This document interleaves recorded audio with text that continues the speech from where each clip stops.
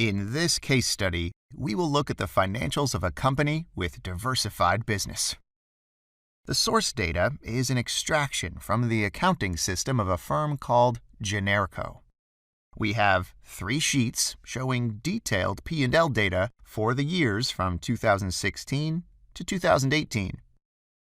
At the end of this exercise, you will have seen how to elaborate raw extractions of data, how to work efficiently with large quantities of data, how to organize data from 3 different years, how to build a P&L statement from scratch, and how to create a graphical representation of the company's P&L.